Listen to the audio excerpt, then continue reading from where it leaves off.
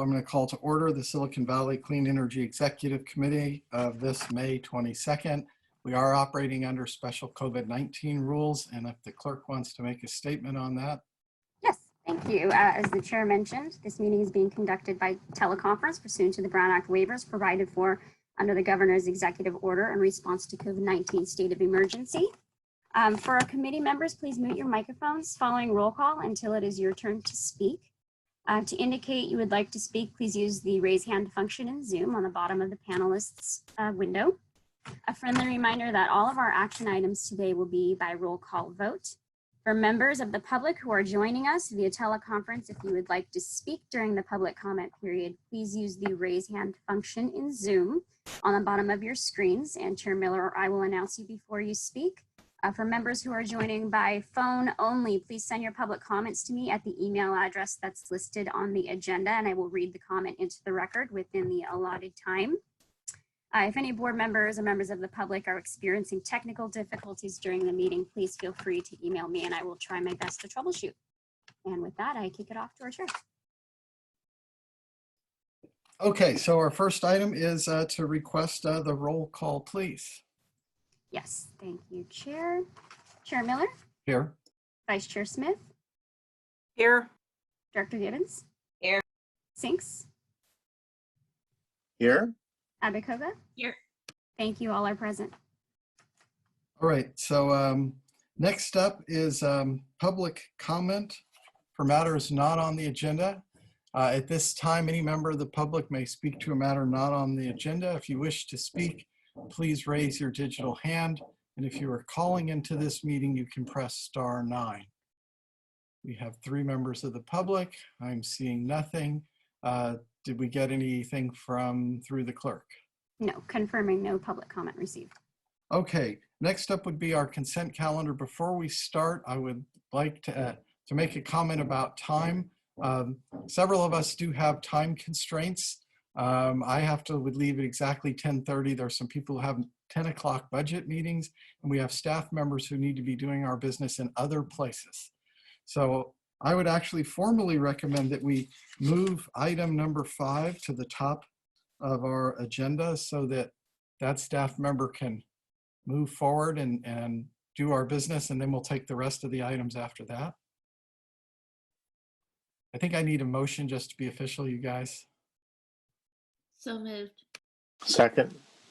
We have a motion and a second. Any comment on that? Any member of the public wish to speak on that? City Clerk, have we received any comments from the public? No comments received. Then if we could we have a roll call vote, please? Yes. Thank you, Chair. Chair Miller? Aye. Vice Chair Smith? Aye. Director Gibbons?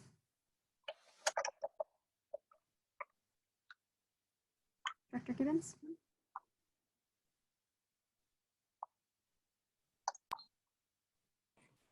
Sorry, my is a little bit crazy today. Yes. No worries. Thank you. Sinks? Aye. Abakoga? Aye. Thank you. That carries unanimously. Okay, so that means we are going to go straight to Amy and our resilience RFP, which is topic number 5. Okay, great. Can you hear me okay? Perfect. Perfect. Thanks very much for the opportunity to speak and also for the flexibility in moving me up in the agenda. So I'll try to keep my comments very brief, and I know Girish may want to weigh in at parts as well, and we do have Greg actually on the line as well during this item. So if you recall, we gave a brief update on the resilience RFP at the last exec committee meeting. We're back with this item to get some feedback from you all on options that we might be able to pursue to proceed with the contract review and approval. So next slide, please. Sorry, next slide one more time. Yeah, so to refresh your memory, we released an RFP in November of last year. This was in response to the public safety power shutoff events to help spur battery storage adoption for those customers seeking to enhance their resilience. During grid shutoffs, customers can use those battery systems for backup power, but then when the grid is under normal operation, those systems can be aggregated and controlled in unison, forming a virtual power plant to provide grid services to us. And so specifically through this RFP, we're seeking resource adequacy from these systems, and that value streams helps to buy down the cost of the system for the customer. So at the end of the day, we're talking about RA contracts resulting from this RFP. So we got a great response, 36 bids, which was very strong, and we carried out a pretty rigorous evaluation process at the very beginning of this year, and selected 2 vendors through that process that we entered into negotiations with. Next slide, please. So those 2 vendors are Sunrun for the residential sector, both single family and multifamily, and then NLX for the commercial sector. So over the past 2 months or so, we've been carrying out data analysis with the vendors to refine our customer segmentation, to develop a co-marketing plan, a go-to-market plan. And that's also enabled us to help refine the bid price and volume. The plan was to do this exercise concurrently with negotiating the full RA contract, all the terms and conditions of that contract. However, all of the LSCs have been collaborating on that RA contract, the pro forma, and that has resulted in a delay. As you might imagine, there's been significant coordination costs to co-develop this pro forma, and it wasn't actually complete until a couple weeks ago. So we're just really starting the bulk of the negotiations now. We do expect that it will be a very efficient negotiation process with these vendors, or that's the expectation. But we will not have these contracts in substantial form in time for the June board meeting. And if we aren't able to bring it forward in June, currently the board is planned to be in recess in July, so that means the next opportunity would be August. So the delay of 2 months on top of this existing delay, given the late stage of getting the pro forma in place, does have some implications. So if we execute in August and then deploy the program in September, that's peak fire season, there will be fewer customers who will have had the opportunity to potentially install a battery system prior to the worst of the fire season. So that means our program won't have as meaningful of an impact this year. There is also a federal investment tax credit step down that's scheduled at the end of this year from 26% to 22%, which is eroding the value. So that maximizing sales this year would help capitalize on the higher federal incentive levels. But also fewer installations this year will put pressure on what RA capacity these vendors will be able to deliver for this program for our 2021 RA deadline. So NLX, for instance, believes that they would see their RA commitment cut in half for the CPUC April forecast requirement if there is this additional 2-month delay, since especially on the commercial side, the sales cycles for these systems can be longer, much longer than on the residential side. So in some cases, 6 to 9 months. So that's what we would be missing out on if we were to wait until August. So in an attempt to avoid that, the missed opportunity, but also still retain rigorous board oversight, we would like your feedback on potentially bringing a delegation of authority to the board next month, specifically a request to delegate authority to a subset of the board, such as this committee, to review and approve the contracts. Next slide, Andrea. And just to provide a bit more detail on these contracts, they would be 10-year contract terms. We are talking about RA contracts. The RA volumes are, single digits. So we're talking 4 to 8 megawatts, maybe collectively between the two. And the total value of the 2 contracts would be, within 10 million, 10 million. So these are very small numbers by Monica's standards, but nevertheless, we are using a new contract form, and this is a new type of program for us. So happy to answer any questions, but I'll stop there and let Girish and Greg add any comments that they would like. Yeah, just before the board gets into discussion on it, I'd just say, yeah, our preference is to have the delegation of authority be provided to a subset of the board, maybe the executive committee. That would be our preference. Also, yeah, and be open to answering any questions. Okay, so Rod, you have your hand up. Did you have questions? Well, I have comments and suggestions. So if there's members of the public or anybody else that has questions, maybe they should go first. Yeah, let me ask if anybody has any questions. Liz? Unmute. Liz, unmute. Mine's more of a comment as well. Okay, so I'm not seeing any questions. Let me go to the public and then we'll do questions and discussions. So we have 3 attendees. If there's any other member of the public that wishes to speak to this item, please raise your virtual hand. I am seeing none. I'll come to the city or to the board clerk. Did we receive any comments? No comments received for this item. Okay, now I'm coming back to the panel. I think we're just going to start with Rod, then we'll do Liz, and we'll work from there. Rod, your comments and thoughts? Yeah, this is exactly the kind of thing I think we should be furthering at full speed. So, you know, if the most empowering thing is to have the board delegate authority, I'm guessing we could do that. If you think we're tipping our hand, if we say we would go up to this much, I guess it's, you know, depending on what the board would do. We think we need a special board meeting. I'll bet we could call that. I don't see anybody making moves to depart in May or June, right? Although you never know, but I'm very appreciative that you're bringing this forward, and would like it to move. So we are seen as leaders in the PSPS mitigation. Thanks. Thanks, Rod. Liz? So thanks. I support moving forward with this as quickly as possible as well. I would offer that I think this has to be ratified at the board. So if there's any pushback from the board, it only takes 24 hours under the new regulation to call a special meeting. So I think that'll give us some flexibility to organize a meeting as quickly as possible, whether it's the executive board or the full board. I think there'll be a lot of support to move this as quickly as possible. Great. Nancy or Margaret? Go ahead, Nancy.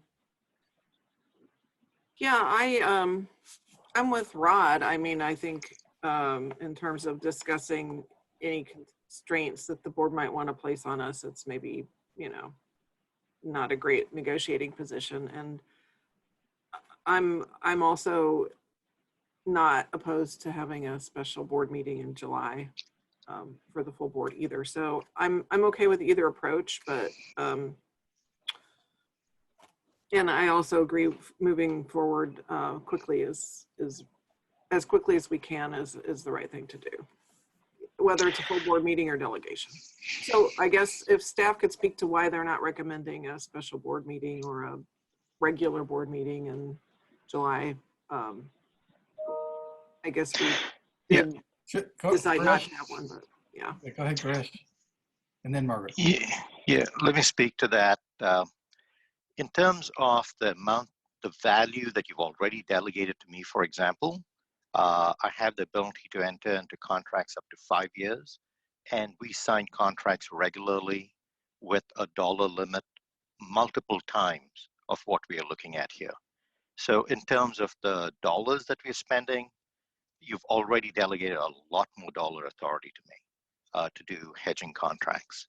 So the reason we're coming to you is because it's a 10-year contract. I don't have authority to go beyond 5. Other CCAs, I checked in with a couple. One, EBCE, the board has delegated to their CEO the ability to sign these contracts.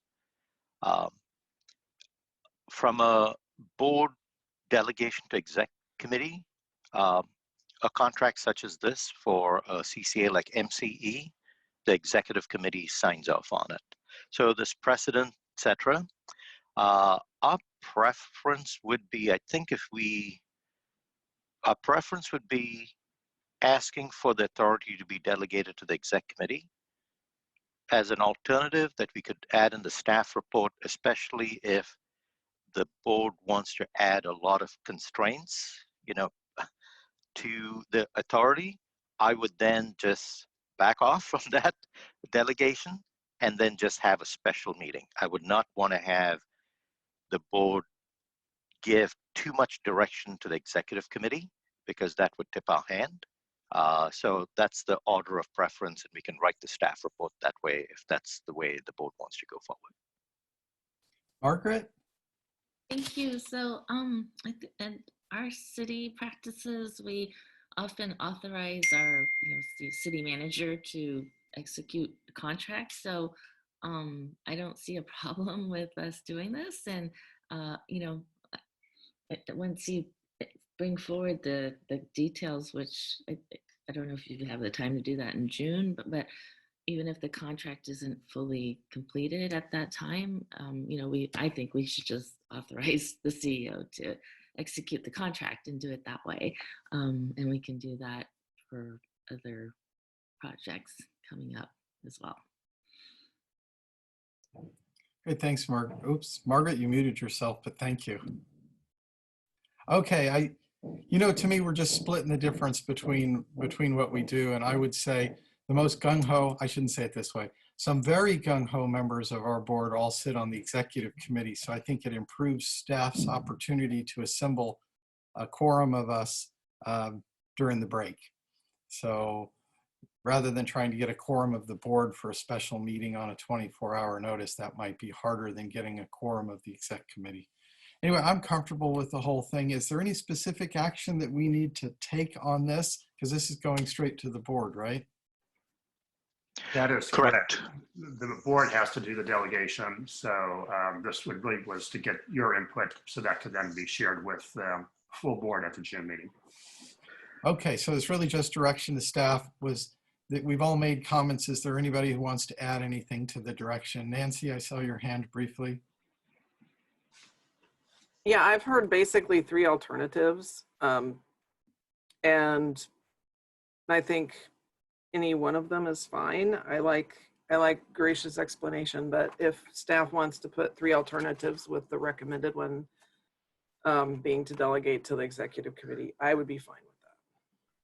So, yeah.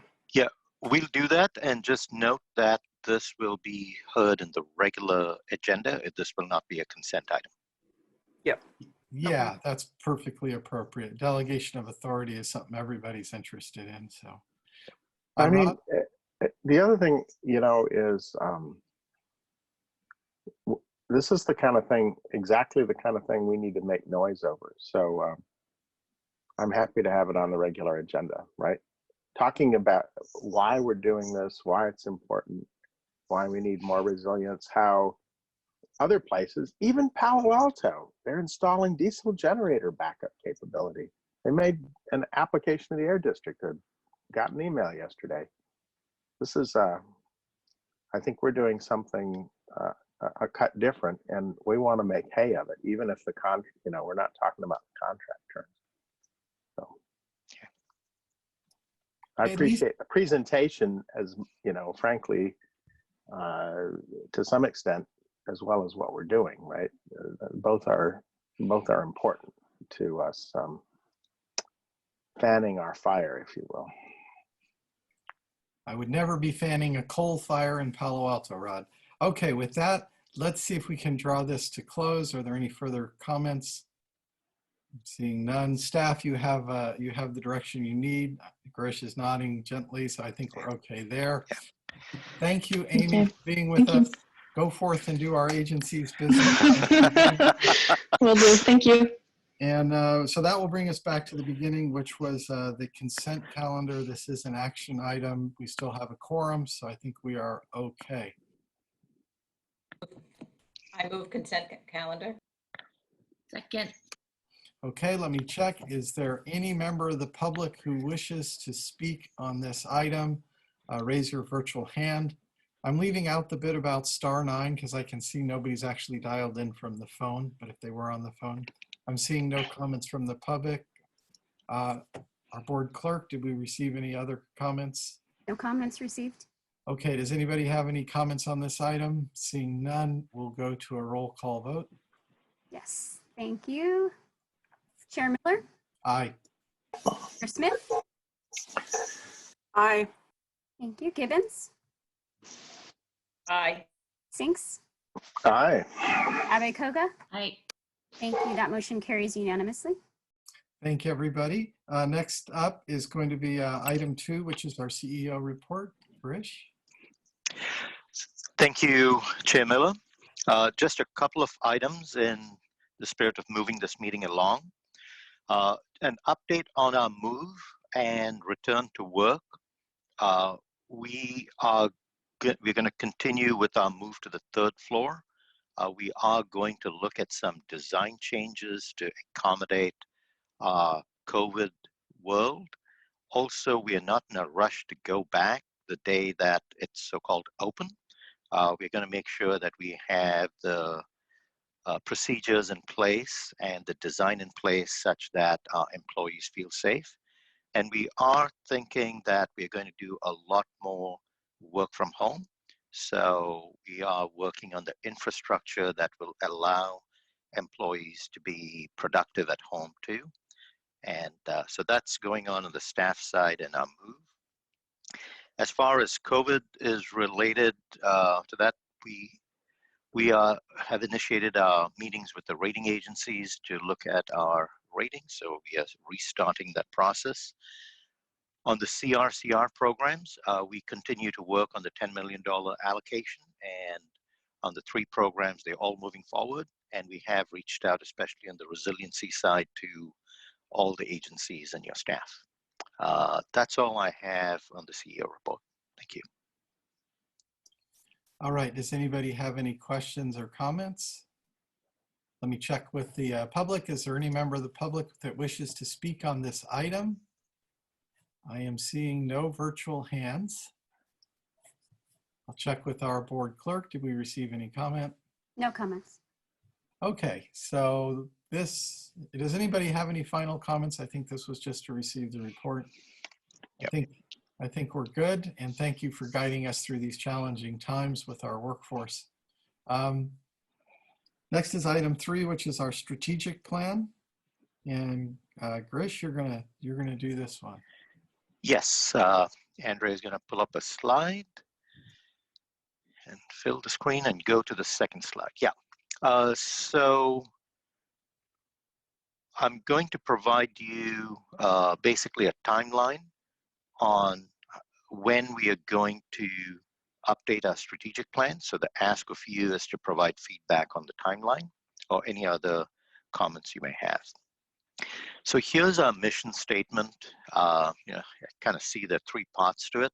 Obviously, it's reducing our dependence on fossil fuels, and we're doing this in 2 ways: by providing carbon-free, but it's not just carbon-free electricity, but should be affordable and reliable, and innovative programs for the SVCE community. Next slide. The whole point of our strategic plan is so that we can adapt and rebalance as per the current situation and what we expect coming in the future. And looking at what's important in our business, in terms of costs, 90% of our costs have to deal with buying electricity. There's a lot of that that's mandatory in terms of guidelines, and you'll be hearing about that in the IRP report coming up. And cost and risk around that has increased. Programs are 2% of our budget, mostly discretionary, but it has the greatest potential to actually make a difference in meeting our mission. And because we are looking at both the transportation sector and the building sector there. And so there's a lot of innovation and excitement in that area. So these are the 2 big areas that we look at in our strategic plan. Next slide, please. So the next couple of slides, I'm just going to take you through kind of timeline. So this is a timeline of the different updates that we've had on the strategic plan since our formation. You actually had multiple meetings in the beginning of 2017 before you approved a plan. We've updated the plan 3 times since you adopted it. In 2018, we had a major revision where we added the decarbonization plan and the 2025 and 2030 decarbonization targets. It's kind of like the evolution of our business, right? When we started off, it was startup, it was all about power supply. And then when we got some of that under our belt with the 2017 RFP, we started to move on to decarbonization, adding additional goals there.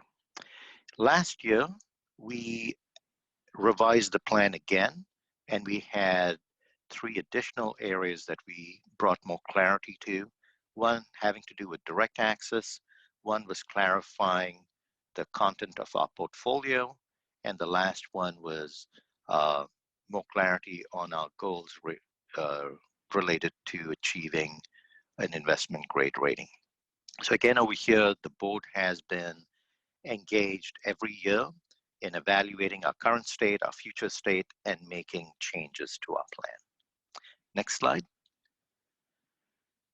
Over the last 12 months, you have also, in addition to the strategic plan, you have discussed strategic issues related to our financial state and our power supply on multiple occasions. In the June through August 2019 timeframe, you recollect when we go through the budget, you'll see Don Eckert has his umbrella slide, which has all the different risks that we are facing currently.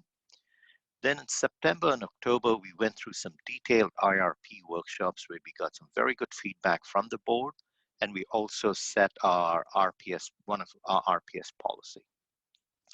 In Feb 2020, we provided you a clean energy procurement update and also talked about the changing landscape, both in power supply. We went, in depth there about energy, whether it was RPS issues, carbon-free and hydro, and also looked at DER. So there were lots of detail that you went through. I actually have many of those slides as backup slides if you want to get into that. But the point of this slide is to say that the board and staff have been engaged in communicating about strategic risks and how we are going to manage those risks.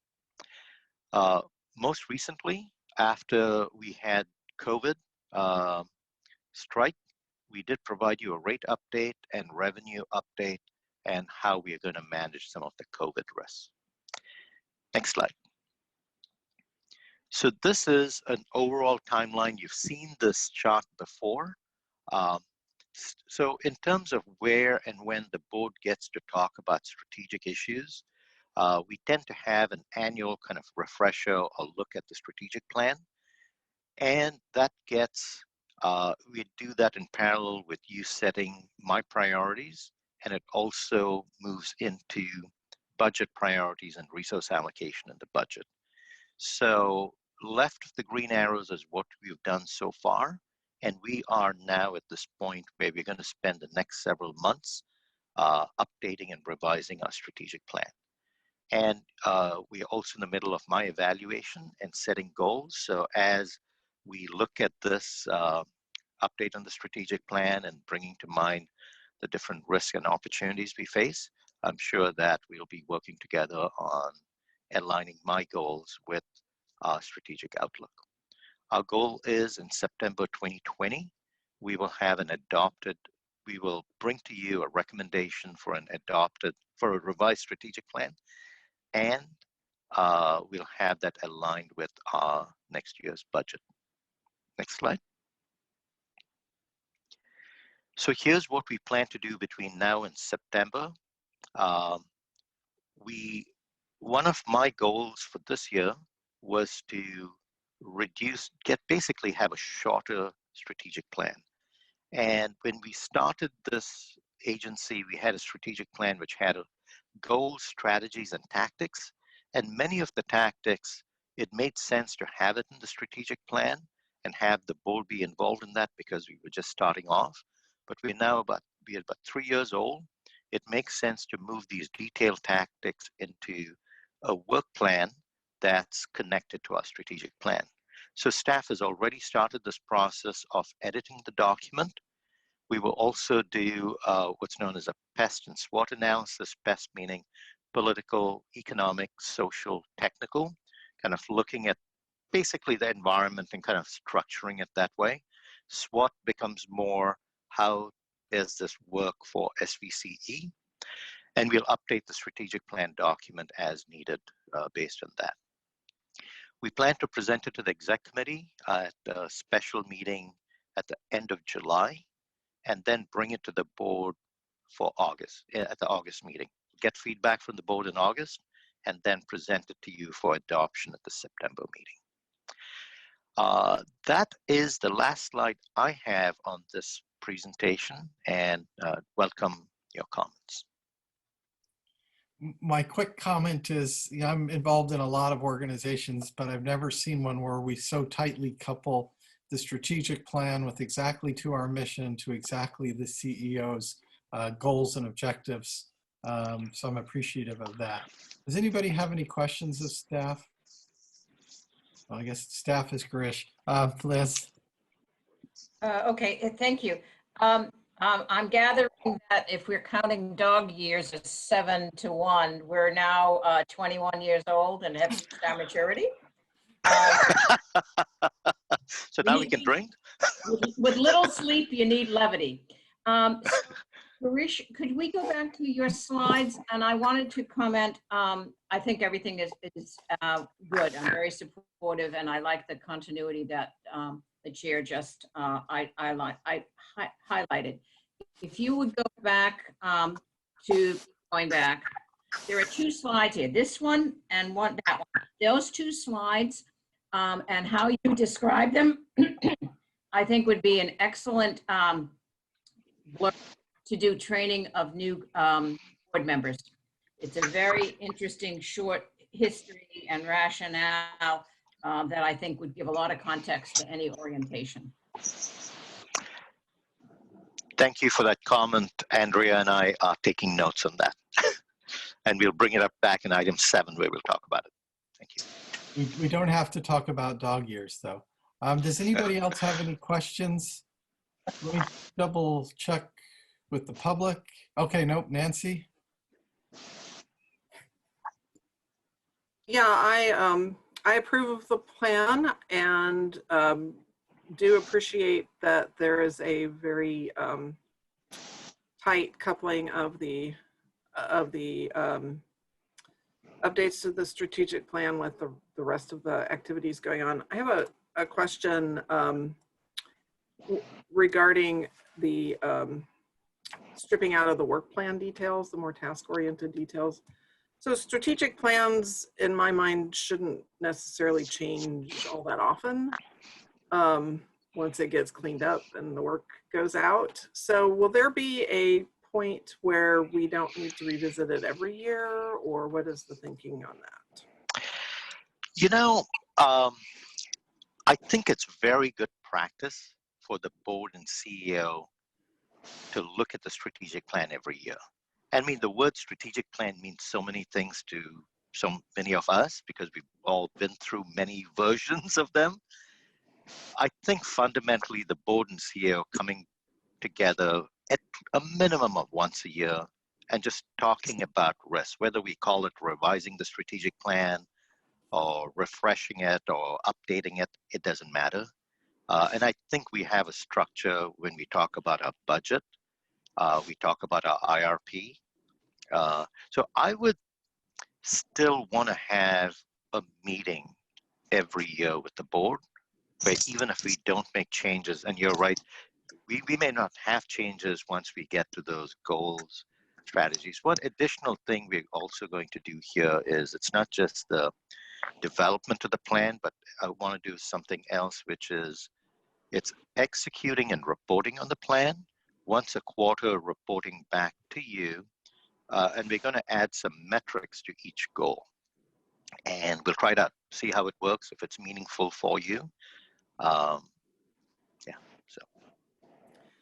I agree. I think it's a good place for new board members to start. I think in terms of it, there being new people cycling on, it's good to look at every year. And I'm looking forward to seeing the pared down version. So that's great. Then my other question is, several of our communities have sustainability commissions or the equivalent. Is there any interest in or time allowed for us, the agencies, to ask their boards and commissions to review the strategic plan, since I think a lot of our cities are looking to funds raised to meet some of the goals that we have. Funds raised by SVCE to meet programmatic goals that the cities have. Yeah. So what I plan to do, yes, on maybe a section of the plan. I don't. So we'll provide a survey. So whether it's on some of the pest analysis or SWOT analysis of the opportunities that people may be looking for. So we'll do a Survey Monkey kind of survey. I plan to take it to the BOG, and that's where we plan to get some input from the sustainability staff of various cities. Okay, let me, if there are no more questions, let me double check with the public. Is there any member of the public that wishes to speak on this item? Seeing no virtual hands, let me go to the clerk. Did we receive any feedback on this? No comments received. Okay, now I'll come back to us. Is there any other comments or discussion that anybody else wants to make? So this was just a discussion. So I think, Grish, you've gotten our feedback, which I think is positive. So yeah, move forth and we'll go from I there. just have one. So I'm Yeah. planning on bringing this. I will plan on informing the board via a report I'll put on consent calendar at the next meeting. And if anyone has comments, they could pull it off the consent calendar. Okay, that is good. Part of this couples to our exec report that we do annually. We moved it up a little bit to make sure we could finish everything in a timely fashion before we all turned into pumpkins. Not all of us, a couple of us. So I just want to remind everybody, if you haven't had your chance to do the survey and provide feedback, please do so. Okay, I know we're still under time pressure. Let me move right along. Next up is probably our biggest item, which is our integrated resource plan. And that is going to be from Hillary. It's actually going to be. All right. I think it's I think you're Monica and but Hillary. Monica. Yeah. Yep. Okay, I only had one name down on my thing. I was expecting Monica. That was why I actually paused. Okay, we have a joint effort. We look forward to hearing this. We're tag teaming it today. So I'm going to start off, and then Hillary will finish up. And any specific questions that we have related to the compliance document or the details of the portfolios that we're analyzing, either Hillary or I can take, but most likely Hillary. So the purpose of today's meeting is really just to get feedback from the executive committee before we go to the board in June with kind of the results of what we modeled so far and what we intend to submit to the CPUC as our IRP in September. Just quickly, we'll review what we've done so far. We'll talk a little bit about the CPUC's reference system plans and what is being required of us in terms of new modeling and to include in our document that we submit to the CPUC in September. We'll talk a little bit about the portfolios that we're modeling, which is a little bit different than what we explained to you before. But this is to be able to respond to the CPUC's reference system plan, and then provide a quick timeline of what we have coming up in the next couple of months. So if you recall, we're trying to do two things at one time. We're both trying to plan for how we're going to meet our 2030 goals, while at the same time procuring to meet those 2030 goals. So, you know, we issue an RFP every 1 to 2 years. We issued one in 2017. another one in 2019. And we just recently launched our third joint RFO with Monterey. It was released at the end of April, and we have a deadline to receive submittals on June 15th. We hope to go through that process and bring PPAs for your consideration. That is the board's consideration and approval at the end of 2020. So this has been a long process, started back in September of 2019, where we had our first workshop and then another one in October 2019 with the board, where we talked about a lot of things, including allocations from PG&E that might come our way. We talked about how we get to carbon free, what it means to be reliable, affordable, and carbon free. And we received a lot of input from the board on those different meetings that helped informed what we would model and how we would follow through with meeting our IRP requirements. And then lastly, recently, we brought to you a clean energy update on what our procurement efforts have been so far. And then as we get those PPAs negotiated and ready for you to review, we also provide updates at those times on where we are in terms of meeting our clean procurement goals.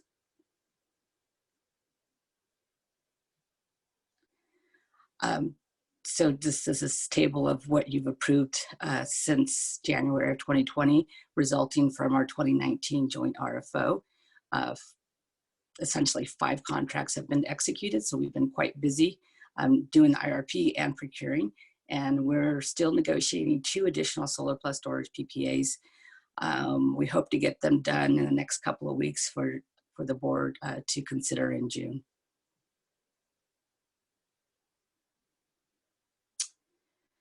So in the meantime, the CPUC has also been very busy, and Hillary's been following this process quite closely. But in March 2026, they basically released their final reference system plan. And in that final reference system plan, they indicated that we must submit 2 conforming portfolios that meet 2 different greenhouse gas emission targets. One is a 46 million metric ton, and the other more aggressive at 38 million metric tons. Through that process, they also clarified that we could not use our allocations from PG&E to meet or to satisfy our conforming requirements. And then most recently, on May 12th, they released the final compliance instructions and materials. So these are all the templates that we'll spend some time completing and submitting by September. So this graph here is straight from the reference system plan. It shows the 2 scenarios that the CPUC is requiring that we submit as part of the conforming IRP. The big difference to highlight here is the amount of new renewable resource that would need to be built between now and 2030. So this only reflects new resources. It doesn't have what's considered already baseline or in the mix already. So if you go to the next slide, Andrea, this kind of highlights the big difference. So under the more aggressive 38 MMT scenario, which is the one that's being pushed by some environmental groups, there would be a requirement for a whole lot of new a whole lot of new wind, and a lot of it coming from out of state.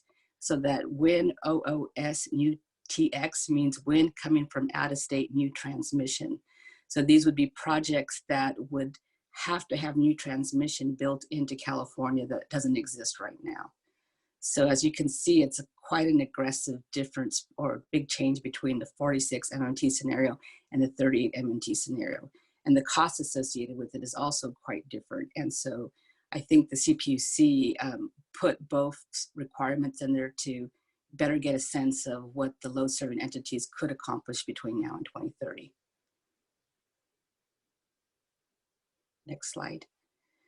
So Hillary and the team went through those 2 scenarios that the CPUC put out and took all of our resources that we've executed thus far, including the ones in the 2017 RFO, and then said, okay, if we were to do like a pro rata allocation based on what's in the 46 and 38 scenarios, what would we still need to contract for? So that first column there kind of represents how far off we are sorry, the first column represents what we currently have, and then the second two columns represent how far off we are from meeting those conforming plans. So that's kind of the gap analysis. Next slide.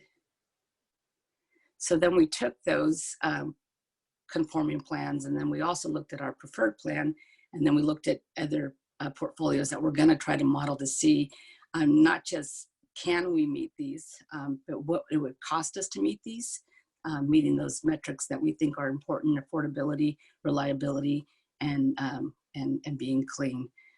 So just quickly, the difference between the different portfolios that we'll be modeling a conforming plan A, which is the 46 MMT, conforming plan B, which is 38 MMT, taking those pro rata shares that we just showed in the previous slide and creating portfolios around those.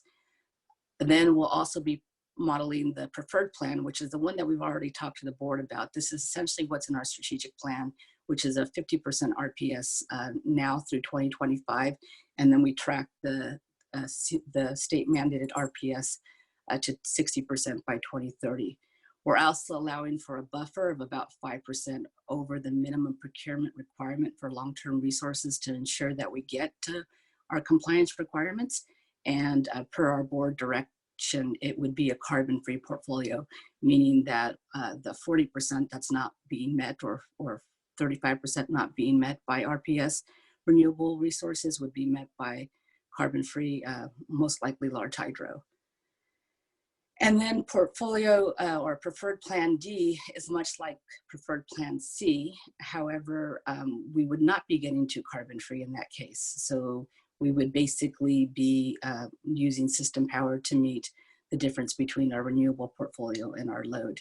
And we're modeling this plan not only because we want to see how it performs in terms of cost, reliability, and greenhouse gas emissions, but also in the CPUC ruling on the reference system plan, they made a note that for those load-serving entities that are carbon-free or have desires to be carbon-free, they want to be sure that we're looking at the ability to get to carbon-free. That is, how are we going to plan for large hydro? So this will help inform the difference between our approach of carbon-free versus non-carbon-free. And then plan or preferred plan E is a much more aggressive RPS portfolio. And this is one where rather than getting to 60% RPS by 2030, we would plan to get to 75% by 2030 with a larger buffer over the minimum long-term compliance requirements. This portfolio we think will help us understand what the cost implications and emissions implications would be if we tried to pursue much more cost-effective resources. We're seeing that these long-term resources perform better in terms of cost than procuring short-term renewable resources. But there is a risk of building out too much long-term renewable resources, and that our load can change, market prices can change for these resources, and there's always a COD risk associated with these as well. This portfolio is 100% carbon-free, consistent with the community and the board's directive. Next slide. This table here just illustrates the different portfolios and the different mix between what we expect the RPS to be in an illustrative year, such as 2023, and then what it would be for each of what our long-term RPS would be for each of the compliance periods that we're considering between now and 2030. And then lastly, it shows what percent is expected to be clean in between 2021 and 2030, so it's a range. Next slide. So this is where I'm going to leave it to Hillary to explain what we'll be submitting. All right, thank you, Monica. So we're working towards now this September 1st filing deadline. And what we're going to need to submit in September is a plan that addresses the two different scenarios, the two different emission scenarios that Monica mentioned. And a little bit of extra context on this. So the 46 million metric ton scenario, that's the same target that we used in the 2018 cycle. They added the 38 MMT target for the whole industry. They added that scenario this time around because that also looks more at what we would need to do by 2030 in order to be on track for 2045. Because the IRP process, the statute that set that up, is really looking at achieving our goals in 2030. But we have since, as you know, updated our state goals to be carbon free by 2045. So the 38 MMT scenario is designed to look at what might we need to do beyond our official 2030 target in order to get us on track for the 2045 target of the state.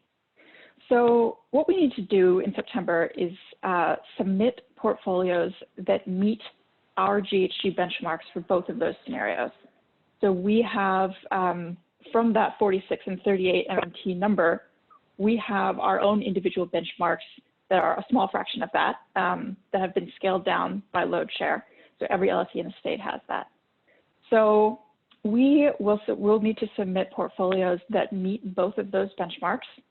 And then we also have the option of submitting alternative portfolios that demonstrate if we want to go above and beyond the minimum required by the IRP.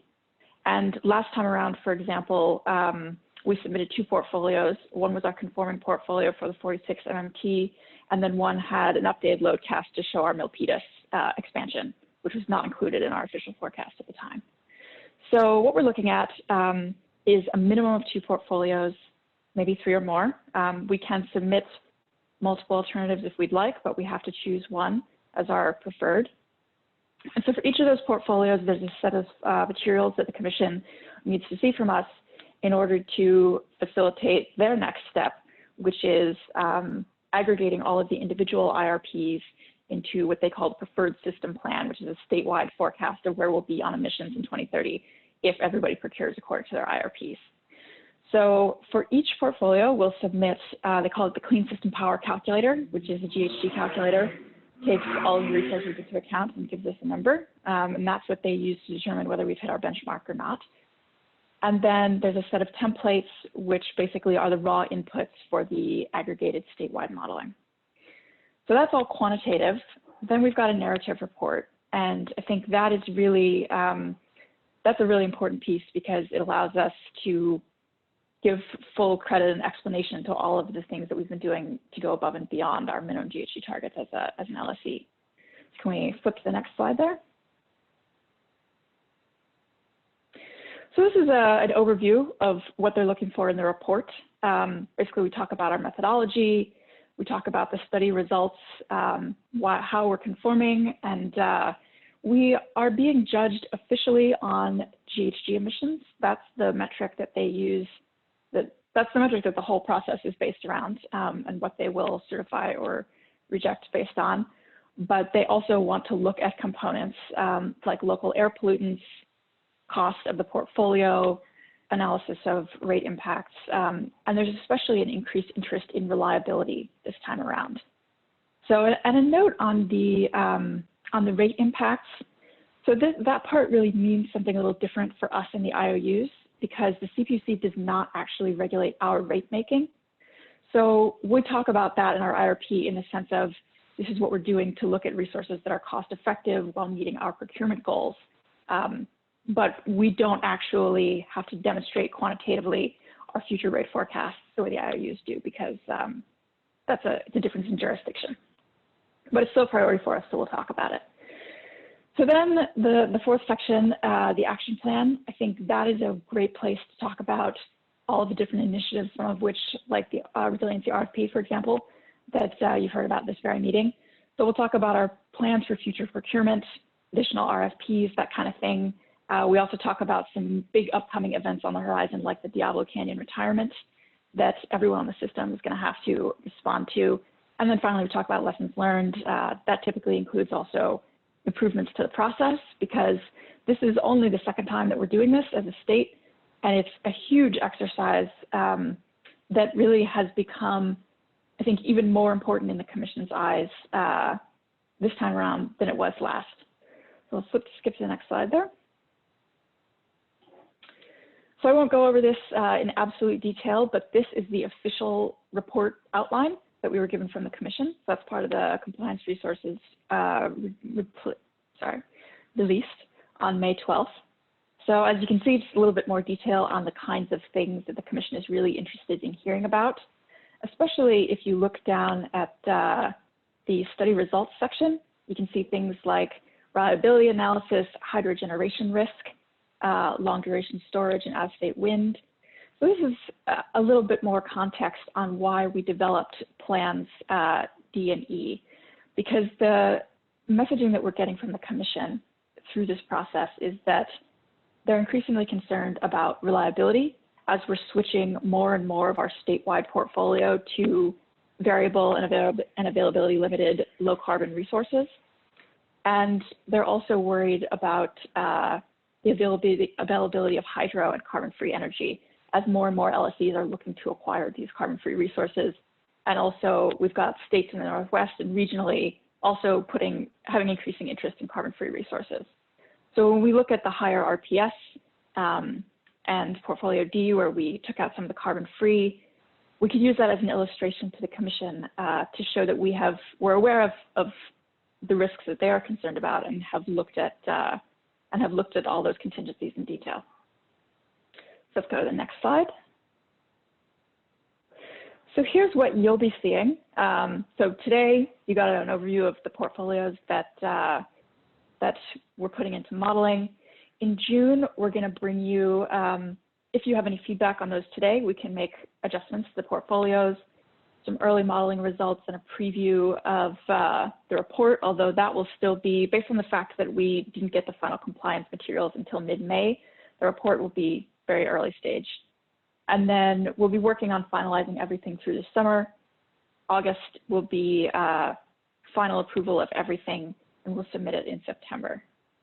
And I'll also say on the timeline, thank you very much for all of the feedback that you gave us last fall and early this year, because it was really helpful to get ahead of the Commission process. We work with a lot of other CCAs, and frankly, we're ahead of the curve in terms of how we've been thinking about this and the clear direction that we have on what you guys are interested in. And that's allowed us, now that we have the final compliance materials and instructions from the Commission, to really focus on putting together a really strong compliance product that will reflect the input that we got from you guys over the past months. So thank you for helping us as staff get ahead on this big project. And overall, the general tone here, maybe one last bit of helpful context. Everyone is doing IRPs this time around at a much higher level of sophistication than we did last time. We've been around for another 2 years, and so the modeling is on a much higher level. And also, we're focusing more on the reference system plan than you may have heard about last time, because we are demonstrating that upgraded level of sophistication to the Commission. You remember the 3,300 megawatts of extra capacity that we were required to procure as a state at the end of the last IRP portfolio, or at the end of the last proceeding. That reflects the fact that the Commission is increasingly concerned about how we're going to get to these targets and how we're going to protect grid reliability while we're doing it. So our goal overall with this IRP is to say to the Commission, we see what you're planning on a statewide level. We've engaged with that thoroughly. Here is what we're doing on top of that. And here is why we think that is in line with the policy goals that you are trying to further through this IRP process. So that is what we've got. Monica, anything else you want to say, or should we open it up? Yeah, I think I just wanted to add one more thing that I kind of didn't hit on. When one of the things that came out of the reference system plan and was identified in those, mostly in the 38 MMT scenario, was the need for additional storage, and specifically the need for long duration storage in order to address the decommissioning of Diablo and the ultimate closure of some once-through cooling plants in the state. So we've also pivoted on that as well. We are working with several other CCAs to kind of get a sense of what is the commercial and technical viability of long duration storage. What could we actually deploy as early as 2026 or by 2030? What would it cost us? Where would it be located? So we intend to issue a request for indicatives as a joint consortium of CCAs in the next few weeks to inform what our next steps are around long duration storage. But this is something that we really hadn't planned for when we were going through the IRP process, other than to look at it at a later date. But the inclusion of this requirement in, or to be addressed in this IRP round has really kind of accelerated the need for us to look at long duration storage, in addition to standalone storage, which is not part of, not coupled with a renewable resource like solar, as we've done in the past. Monica, could you answer one quick question and then I'll ask the board what their questions are? Sure. Can you explain, when I look at slide 8 and the two graphs that show the two system reference plans, keep going, not that one, the one before it. I am totally confused.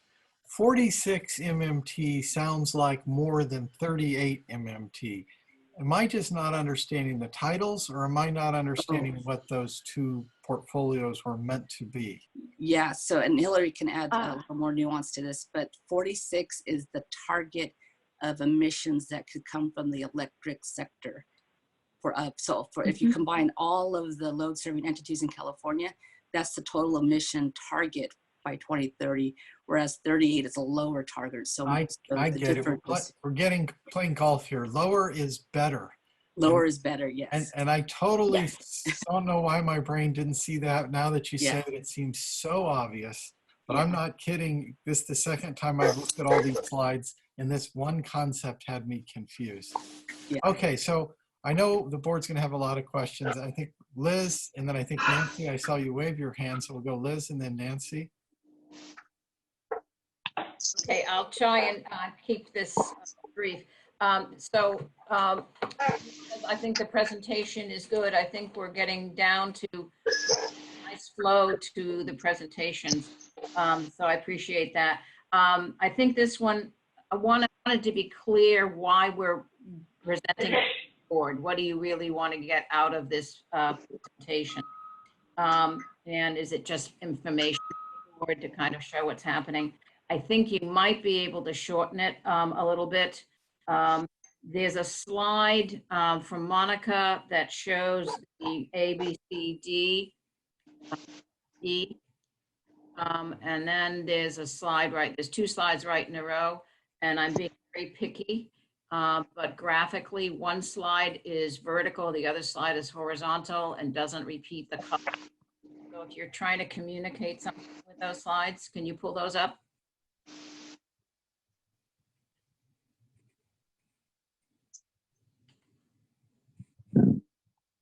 Yeah, this one is fine. And then the next one is the column on the left is supposed to be the same as the columns across the top on the previous slide. I think you need to make those graphically the same so people can follow what you're saying. Sure. And it's a minor point, but I think you want to get through this material simply. I thought I got a little lost on the reference system plan and request for indicatives. I don't remember hearing those terms before. It may just be me. So I would question how much the board really needs to know about these things. So I mean, I liked what I was hearing. I understood. But I would suggest taking a step back and saying, how much does the board really need to know and understand? And Hillary, when you got to your outline of the report, I looked at that slide and I went, huh? And you did explain, yeah, that one. Then you did explain why it was of value because of the change. I think you could probably just make that one point because that was informative.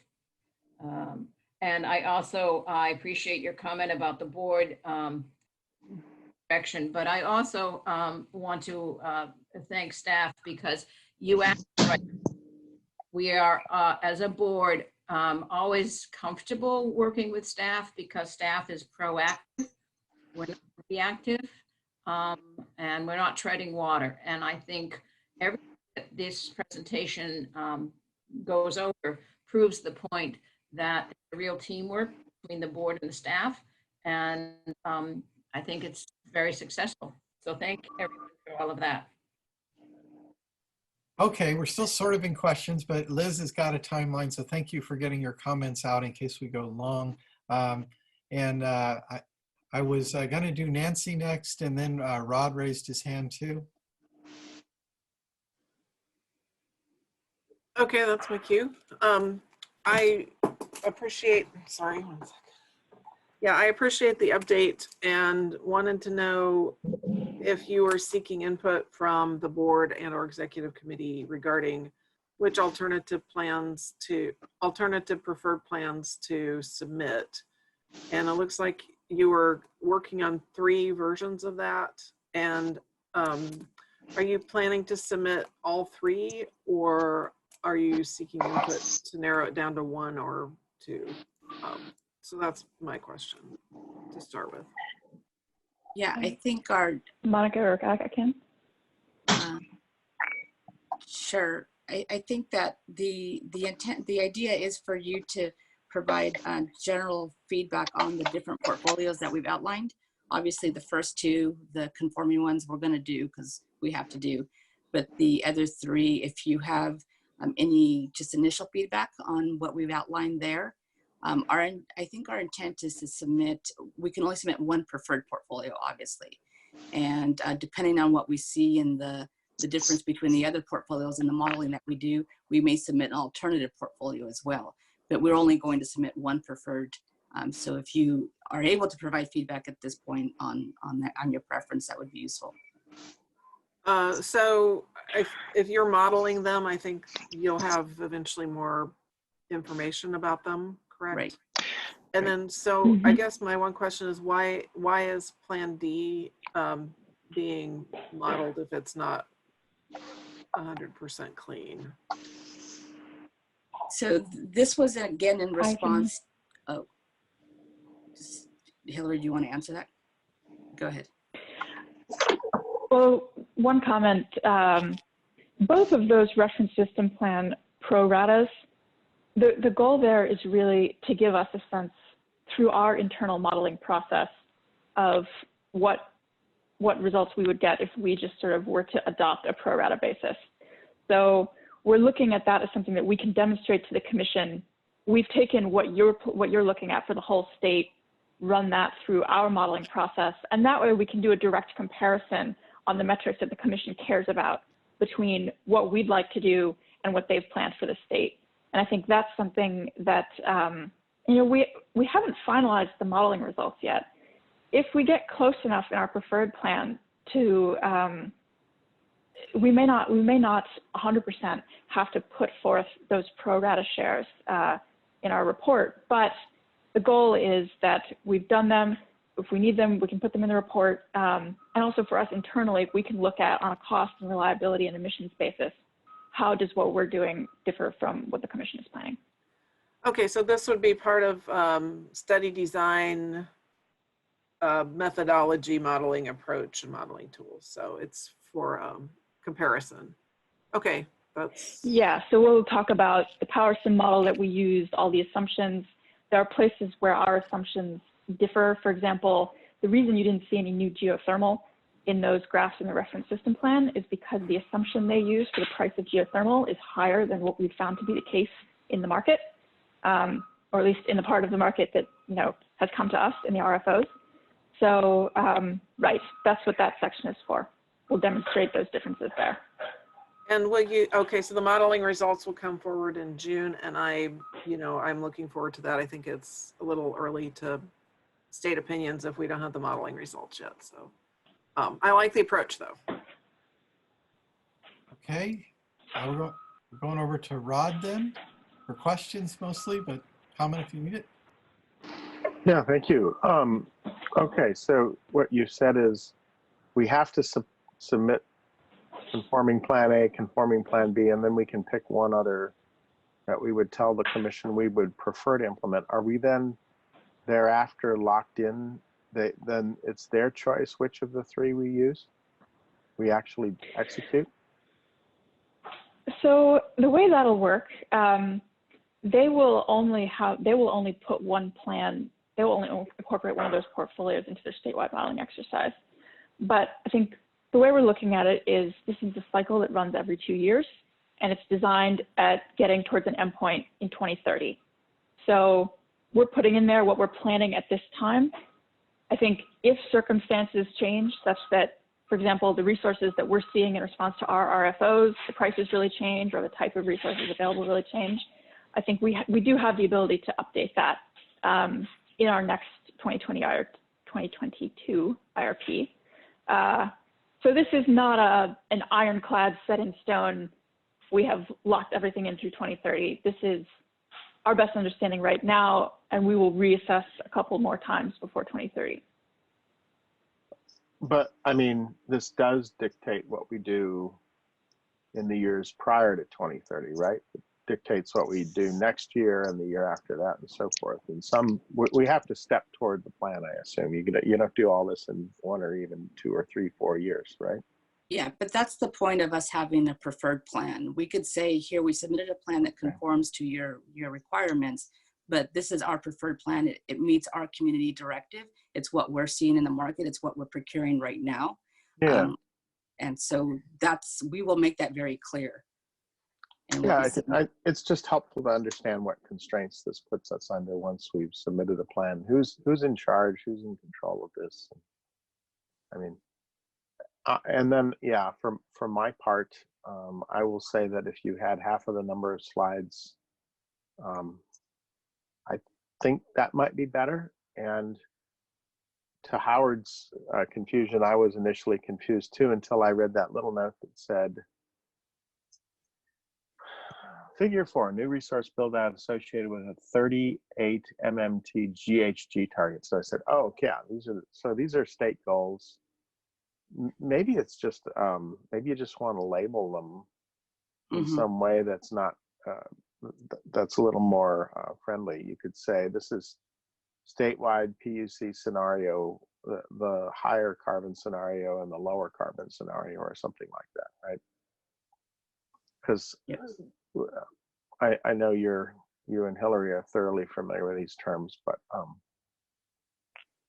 that could help. And then, yeah, I mean, I would maybe have one table on timing and process, 1 or 2 slides at the most, rather than 3 or 4. And rather than showing the 2 scenarios with the maps all the way through 2030, you could, I like slide, the one that says comparing new build between scenarios. I think just saying, okay, here are the 2 scenarios we have to respond to.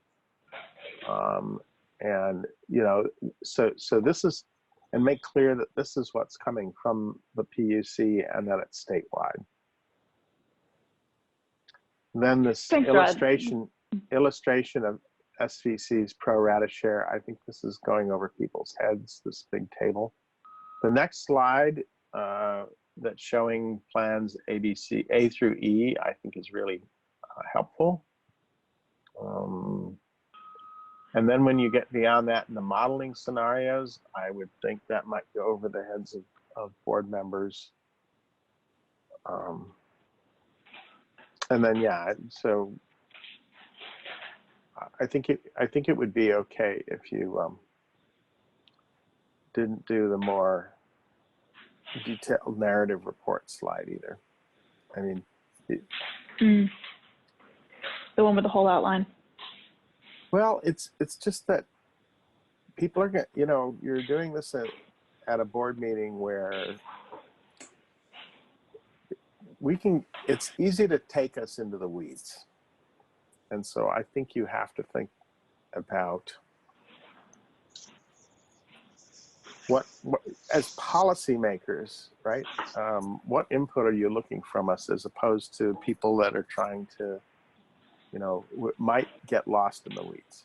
That's all I'm saying. So I think you could do it with half the number of slides and stimulate the right discussion. And, you know, as for any input now, I think I'm happy with, I mean, personally, I'm happy with these 5 scenarios and, right, the numbers that you crunch through this process on what seems possible and feasible, and what the market is telling us right now will be really interesting and inform what we should do. I mean, it sounds to me like, you know, Plan E is gonna would be might end up being our endpoint, but getting the data through the plans, through the analysis, I think is the right thing to do. So thank you. Okay, Margaret, did you have questions? Thank you. I guess I was trying to recall, and I pulled up the presentation from March, but was there a change with the PG&E allocation piece? Yeah, Looking, so that, we were on our way to including it, and then at the CPUC's March meeting, they said we couldn't. So is that affecting what we're moving forward with the modeling?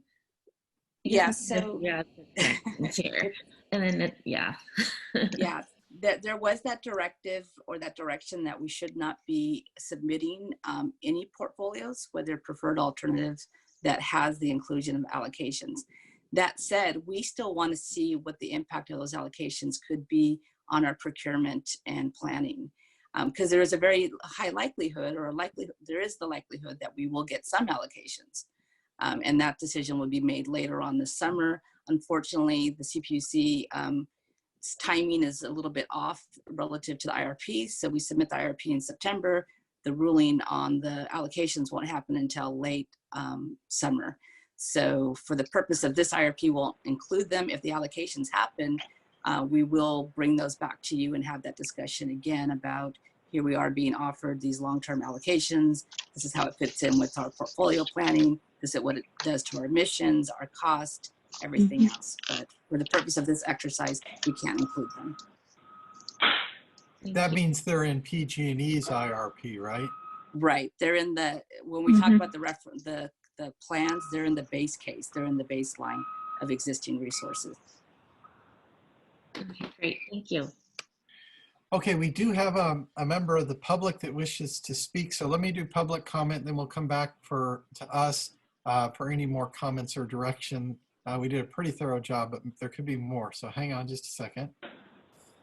Okay, members of the public. Bruce is with us. Bruce, what do you got? Well, thanks for the opportunity to comment. And Howard, can you hear me? Can everybody hear me? Oh yeah, absolutely perfectly. Terrific.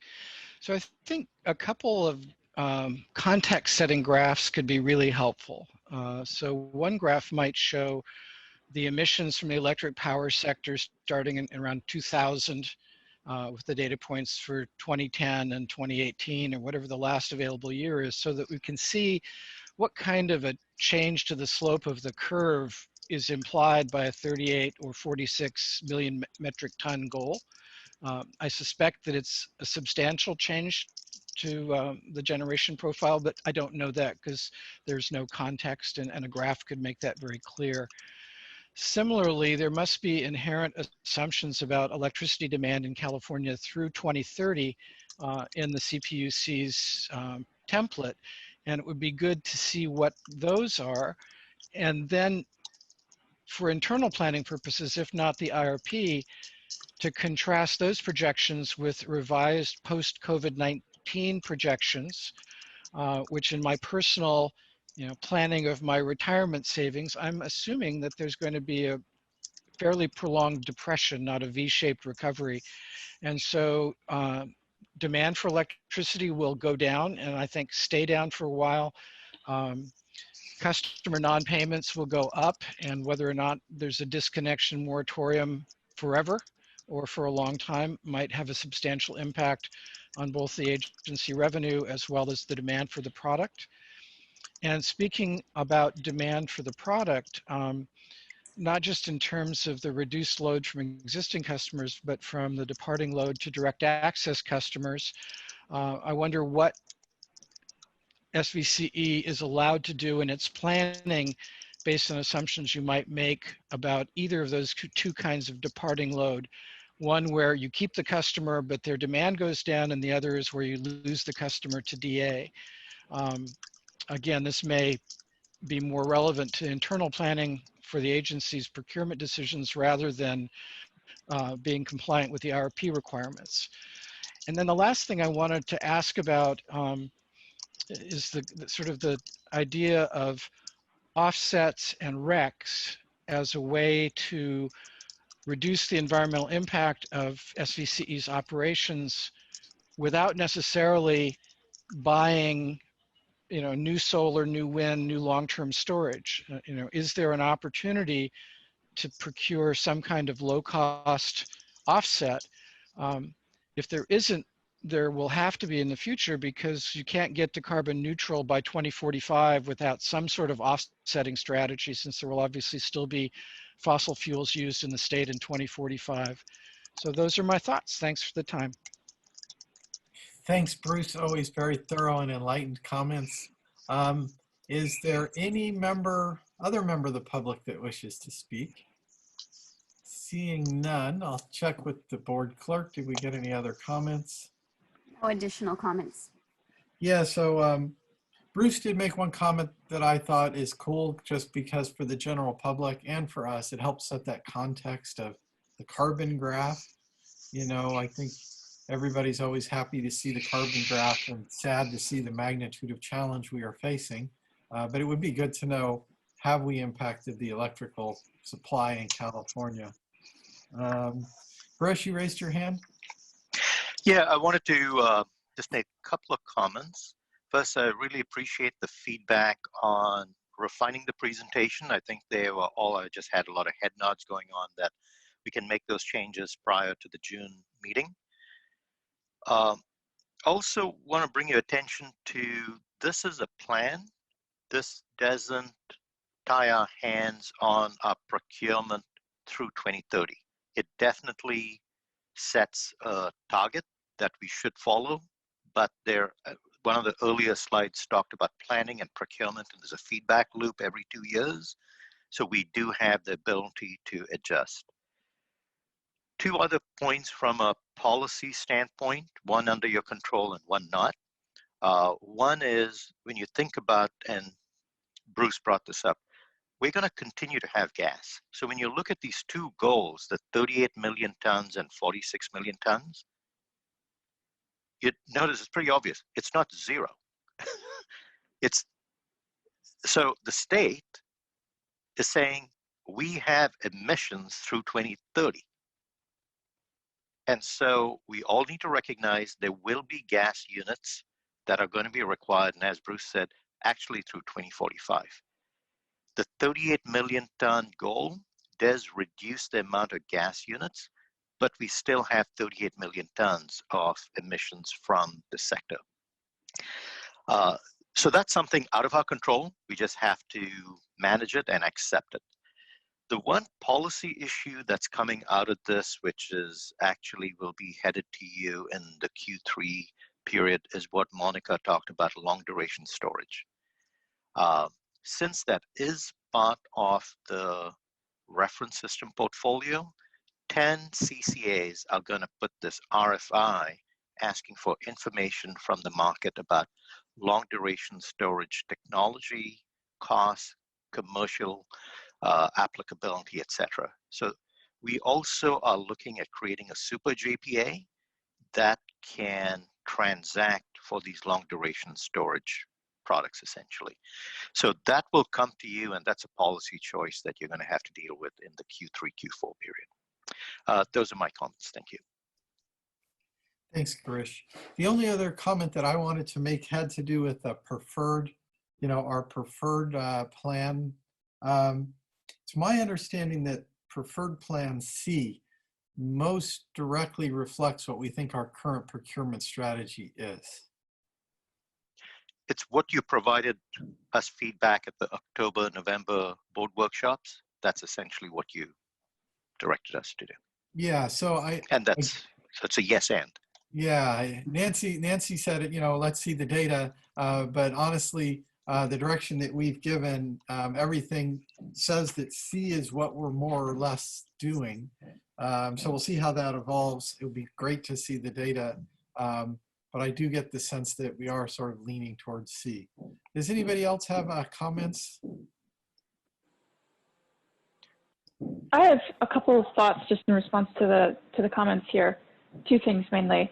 Bruce, to your point about the impacts of COVID, I realize that's maybe something a helpful piece of context. So we are not addressing that currently in the IRP because the load forecasts that everyone was directed to use were published in January. We had one opportunity to update those, and so we did update them with the most recent information about DA load departure. But the direction that we've gotten from the Commission is for this cycle, they don't want LSCs adjusting their load forecast now based on what they think will happen due to COVID. Most likely in the next cycle, by then we'll have a better sense of what the long-term load impacts will be. And so that'll be addressed next time around. But what we're doing for now is pre-COVID load forecasting. It's still aimed at 2030, which is far enough out that the Commission was comfortable with that at this time.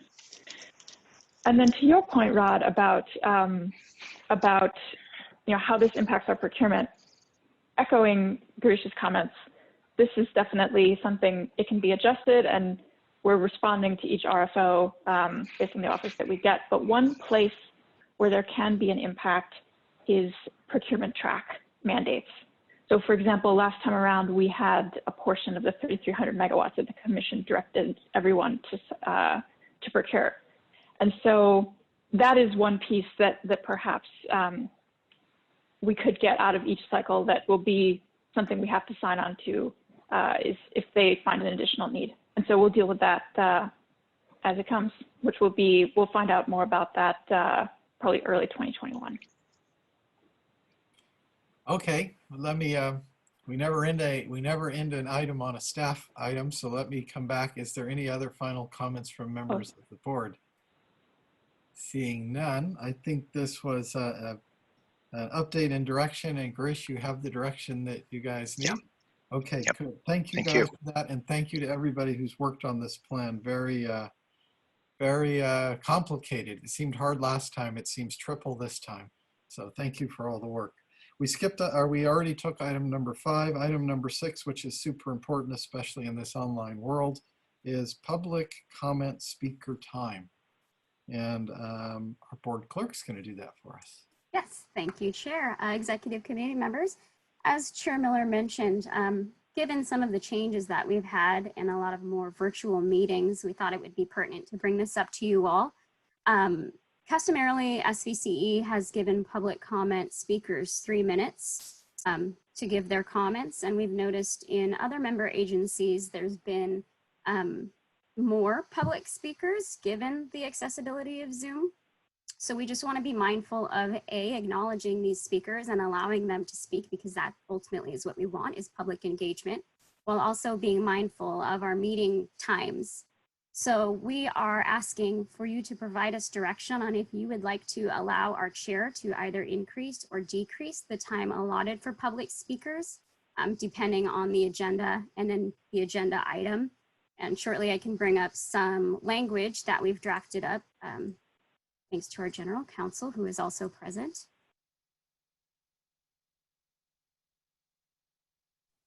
So you'll see 2 options here. One is listed in our staff report, which of course the black writing is our usual language, and the red would be changes that we would be making. So we could include, however, the board chair may increase or decrease the time allotted to each speaker based on the number of speakers, the length of the agenda, and the complexity of the subject matter. Or, and this is getting a little bit more specific and allowing the chair to also limit based on item and not so much just generally the agenda. We would include 4 items not on the agenda, and for each agenda item based on the number of speakers, the length of the agenda, and the complexity of the subject matter. So you'll see there are criteria for which we can change that 3 minutes. It wouldn't be on the fly. This would be decided based on what we have to discuss for the agenda. So with that, I can open this up for discussion. If you have any questions, I have Greg present as well. You know, all of us are doing this at our councils, and I know we're all going to have some thoughts. Margaret? Thank you. I think that's fine. My question was, should we set a minimum time limit? So we have it at 90 seconds. I know some places go down to a minute, but having a minimum rate limit would be helpful, I think. Yeah, good comment, Margaret. Rod? Yeah, thank you.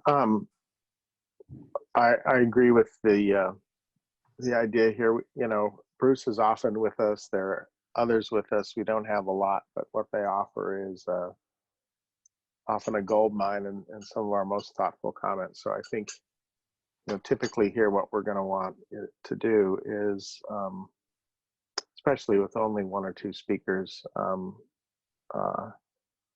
in general, I would think allowing them more time if they're looking for it would benefit our agency.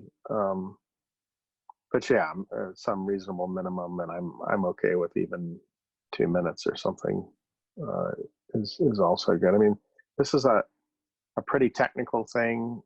We have a few enlightened community members, but you know, it's not going to be like in Saratoga where they propose 200-room hotel and then, you know, have everybody in the community railing against the mayor. 300, Thanks. Rod, don't understate it. We're big developers. 300, thank you. Nancy, did you want to have any questions or comments? And I want to get Greg to comment also at the end. I guess my question is, why wouldn't the chair have the flexibility anyway? I think that's a good question. And what's really good is I think I'm going to look at Greg and put that question plus my question, because you got to get the attorney in on this. I'll be prepared to answer that. Actually, you know, the chair does, and typically in cities, you know, the mayor, there would be a posted time on the agenda as to the general time allowed for speakers. But, you know, mayors oftentimes, as you all know, from your own personal experience, to adjust that based on the number of speakers. But in this case, we thought maybe it was a good idea to be a little more specific, only from the point of view of, since it has been the practice now to have only 3 minutes per speaker, just to put the public on notice that there could be times when either more or less would be required or allowed. And I did think that it's helpful to have some criteria, so it's not an arbitrary decision, just because we are dealing with First Amendment rights. So that was the thinking about this. I think it provides a little more heads up to the public as to what the chair may do in a given meeting. Not absolutely necessary, but I think this could be a good feature to add to our agenda. I'd be inclined not to set a floor just because, I mean, I'll tell you this, at a meeting, I would always advise never go less than a minute. I think that is the minimum time you can give to people. And most likely, because we don't get a huge number of speakers at our meetings, I doubt we'll go below 2 minutes. But we can establish a floor, but likewise, I think in our case, my suggestion would be not to put a floor, but just advise the public that there will be this flexibility by the chair to adjust the time. Greg, a related question that I had was, this is what you hit on it. There are a handful of members of the public, and sometimes they're lawyers, who like to really drill in on some of these sorts of technical details and controversial issues. And we just did that gigantic development discussion in Saratoga. Everybody here, this is consent calendar kind of stuff, but you know, for us, it was a big deal. And so the actual language from the statute, we used the exact words, you know, and I have them here, you know, limiting the total time allocated for public testimony on particular issues and for each individual speaker. It seems like having more actual statute language in our direct statement on the agenda helps, just because, like I said, when people get upset, their lawyers look at all of these procedural details. And I know of lawsuits that have been lost on a wink between the judge and the lawyers. Right? I mean, there's all these weird examples in the world. So I don't know what the language is. I get the intent of what we were shown, but that was my only comment there. Nancy, you had more on this. I didn't mean to cut you off. Yeah, that's okay. I mean, you didn't. It was a natural gap, but I just wanted to say that based on what the attorney Greg said that I think it's good to communicate that the chair has discretion, and I'm fine with language to that effect. We do have a member of the public. So if we could, I'll go to the public, then I'll come back to us. And Bruce, I have to warn you that your comments are going to be restricted to only 3 minutes. Now, Bruce, what do you got for us? Well, I support the idea that you're looking at, and I just wanted to share a couple of thoughts. So in Mountain View, it's very typical to reduce the amount of time per speaker when there are lots of speakers, and it's easy to ask, please raise your hand if you intend to speak, and then the mayor can, make a judgment call. I'm not sure what the equivalent of that is in this online world, so that's something that Andrea should probably give some thought to. As a speaker with a time limit, I really appreciate having a countdown clock or a count up clock visible to me when I'm addressing a board or council. And so, it would be good if you could implement that at the same time. In Santa Clara, they allow people to cede their time. So when Bloom Energy was trying to fight the ban on fuel cells, there were about 60 people from Bloom at the council meeting, and many of them ceded their time to the more articulate members of the Bloom community. So having a policy that addresses that, whether it's okay or not okay, or to what extent it's okay, could, I get 10 people to cede their time and then talk for half an hour? That doesn't seem quite right. And then lastly, I one time spoke at the Berkeley City Council meeting, and of course, Berkeley is used to having throngs of people and has had that issue for 40 or 50 years.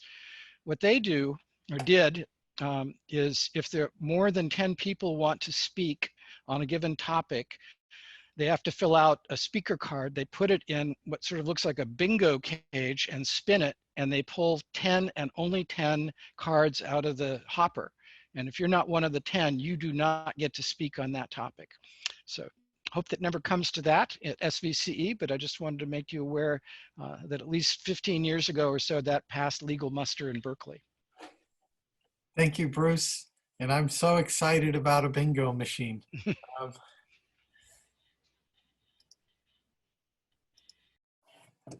I did administer a meeting on Wednesday that had 2 agenda items that had on the order of 100 speakers each.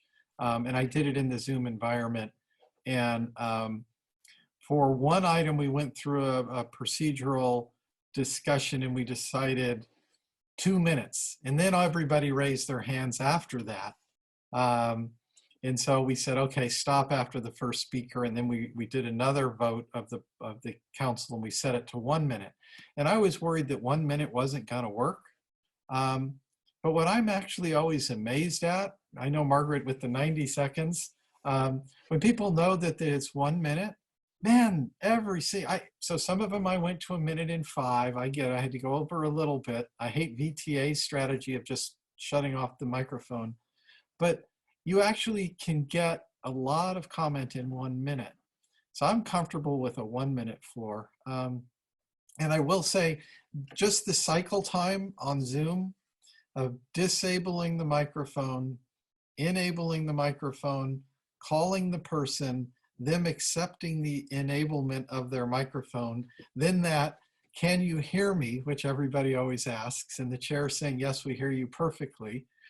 It takes about on the order of 90 seconds to process a 1 minute feedback. And that's when you're in your zone. So, you think about it, 100 people want to comment at 90 seconds each, easily it's 2 hours, 3 hours. So I want to put that out there. And then the second thing is, Greg mentioned this and we kind of slipped past it. I think someplace having some very objective standards help make it clear for the public that it's just not the chair being arbitrary, because you get accused of those things too on any contentious issue. As soon as you say, well, I want to go to 1 minute, everybody's like, oh, you're limiting debate, the chair is being abusive.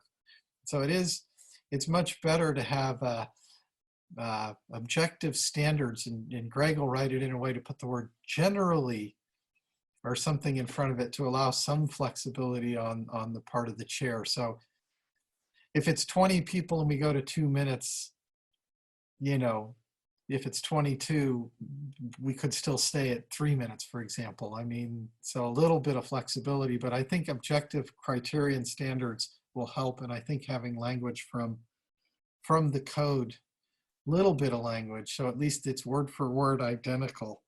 So when other lawyers look at it, they can say, well, they took this straight out of the California code.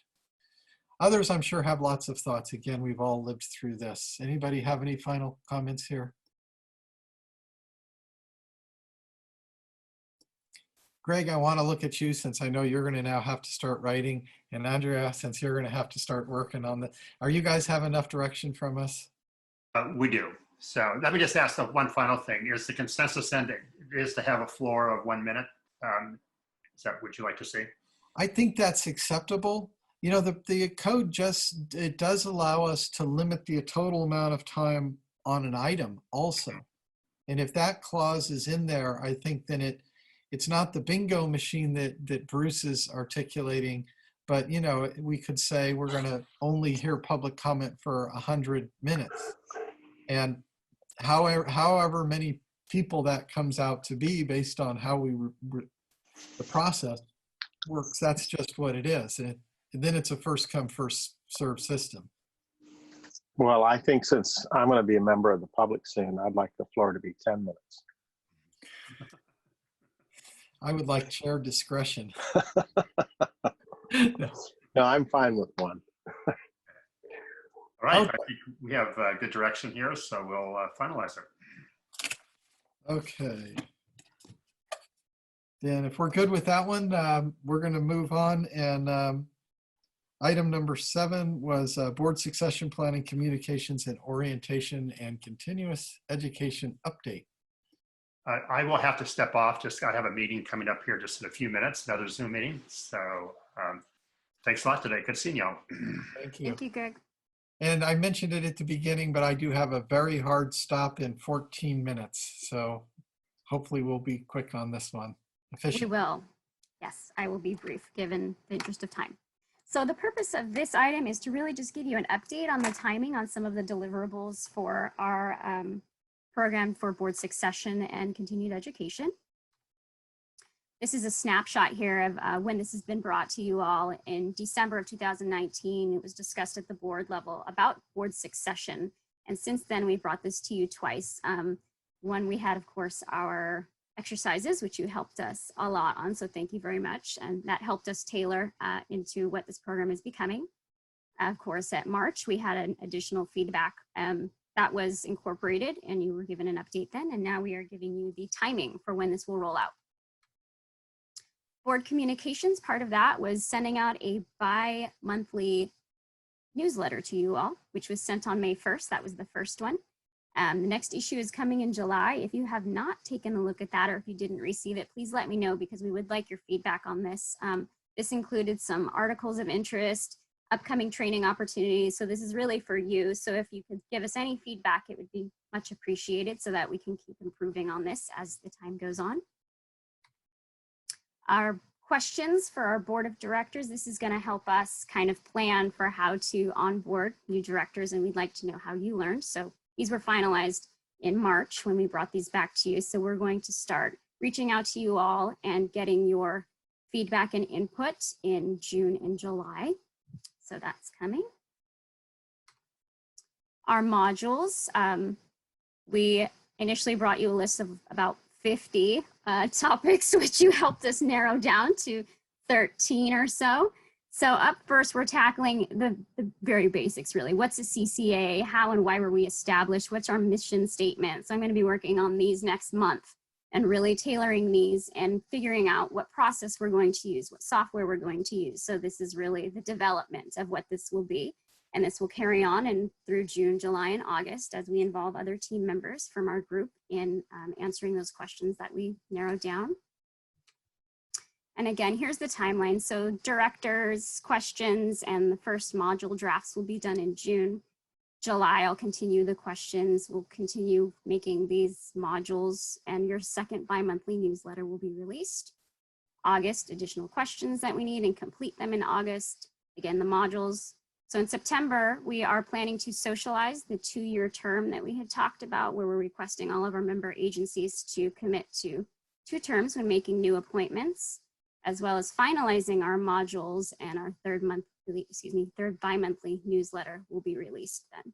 So come August, we will have another update for you. Hopefully we'll have some modules that we can show you, and that will be prepared for you then. And that concludes the presentation. I'm happy to answer questions. Okay, are there any questions on this item? I'm not seeing any. We do have a member of the public that wishes to speak. Tony, go ahead.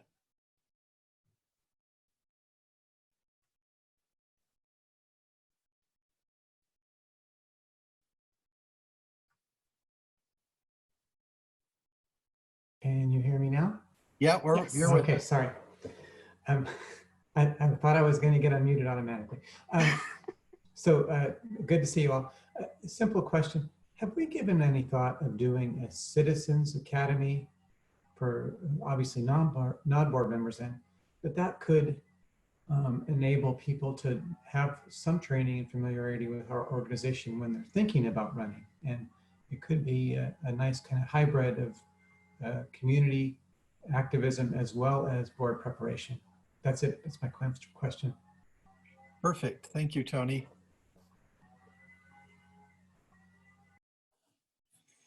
As you can see, 1 minute of comments easily takes 90 seconds. Okay, I'll bring it back to us. Anybody have any thoughts or comments on this? This is an area of board interest, Girish and Andrea. I don't want you to take our lack of comments in any way other than we are waiting with bated breath so we can all watch our little training videos and look at the material, because we all know how important this is in onboarding new members to our organization.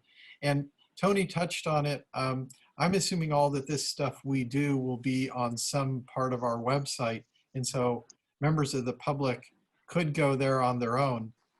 And maybe in my, when I'm done my roles in Saratoga and with SCV, I could come back if you needed help to have a Citizens Academy for half a day, and we could run through the same sorts of material, because I would love for citizens to know what we do.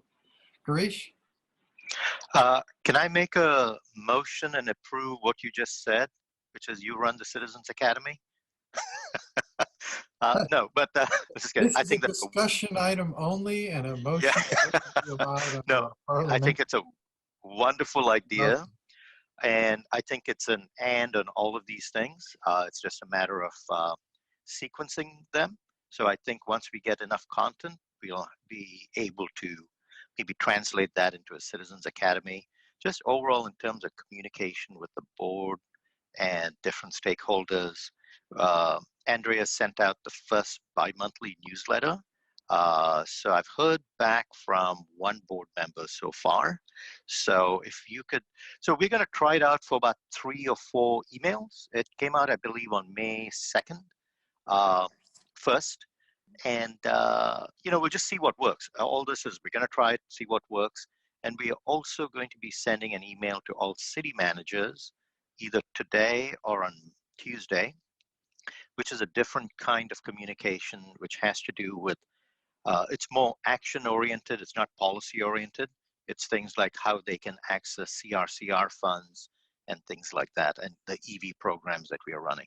So we'll continue to keep you updated on it, and thank you for your feedback. Yeah, you mentioned this to me earlier in the week, and I said I didn't see it. I actually went back through my mail, and I did see it. I didn't realize it was special. And what it was is I looked through it, and it was like, I interpreted it as though you were giving us like the information we get at the end of board meetings for us to be able to report to our council. And I thought, oh, this is shorter than what we got last time, and then was out of my brain completely. So 3 weeks later, when you asked me if I saw it, My computer said I saw it though. In terms of giving feedback, I mean, it's probably worth, after you sending mail to the board saying, hey, this is a different form and a new way of communicating. Do you have any specific feedback on what you got yesterday? And then that might, at least for me, I'm going to look at it now today and I'll see if I have any specific feedback. Thank you. Yeah. Anybody else have any other comments or feedback that they would like to give on this item? Then I think we're going to say, keep going, make it so. And I think that's all good. Our next would be committee/staff remarks. Does anybody have anything to add? I'm not seeing any there. And before we adjourn, I really want to thank everybody. We seem to be very efficient in these Zoom formats, and we did both accommodate staff member and a fellow board member who both had other commitments today. And we made it well under my deadline, which didn't overlap, but abutted directly. So I thank everybody for their participation and efficiency, staff and fellow board members. And with that, I think we're going to call the meeting adjourned, and we'll see everybody soon, actually.